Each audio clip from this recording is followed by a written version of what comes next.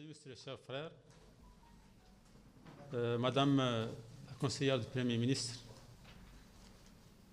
Monsieur le représentant du vice-président de la Banque mondiale, Madame la représentante de la Banque mondiale à Nouakchott, Messieurs et Mesdames les membres de la délégation, honorables invités.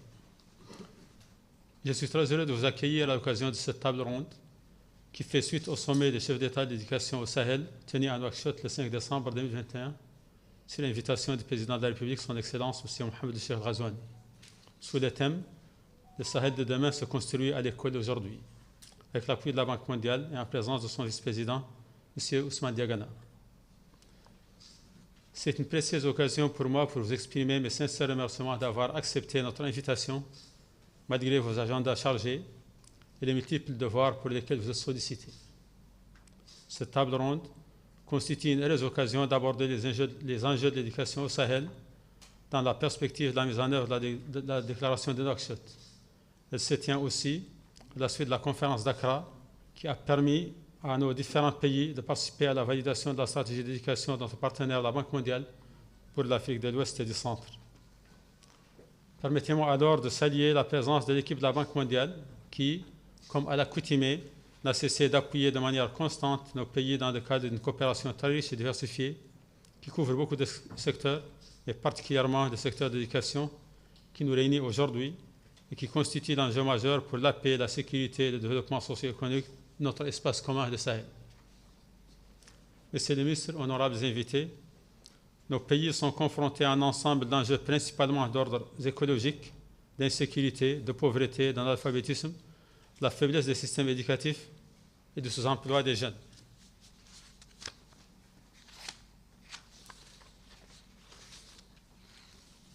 Comme nous l'avons toujours constaté, l'impact des énormes efforts entrepris par nos pays sur les dernières décennies est pratiquement anéanti par une forte croissance démographique qui réduit les performances de nos systèmes éducatifs, et c'est aussi bien en termes d'accès, d'équité que de qualité. Il nous faut donc œuvrer à la réalisation d'une croissance forte, inclusive et résiliente qui assure une régression rapide et soutenable de la pauvreté tout en permettant aux individus, quelle que soit leur classe et leur rang social, de contribuer tous à la création de la richesse et d'en tirer tous profit. Le défi dans ce cadre sera celui du renforcement de la valorisation du capital humain. En effet, nous savons tous que le développement d'un pays dépend de la qualité de ses ressources humaines. Dans cette perspective, nos États devront s'atteler à la promotion de l'éducation à la base à travers l'accès et la gratuité de l'enseignement pour tous, la formation technique et professionnelle et l'employabilité. Messieurs les ministres, aux honorables invités, il va sans dire que tous les pays sont confrontés à ces défis. Les systèmes éducatifs sont questionnés et revisités un peu partout. L'éducation est l'objet de réformes, d'évaluation et de l'examen dans la plupart des pays. Mais il faut bien convenir que ce défi est vécu avec une plus grande acuité dans les pays du Sahel.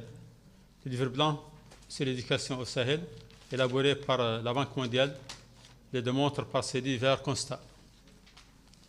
Conscient de cette situation, le gouvernement mauritanien, avec l'appui de ses partenaires et à leur tête la Banque mondiale, s'est penché depuis 2 ans sur la réforme du système éducatif qui vient de connaître un tournant décisif par l'adoption de la loi d'orientation, fruit d'une large concertation entre parties prenantes de l'éducation, enseignants, syndicats, parents d'élèves, élus, organisations de la société civile, associations de promotion des langues nationales.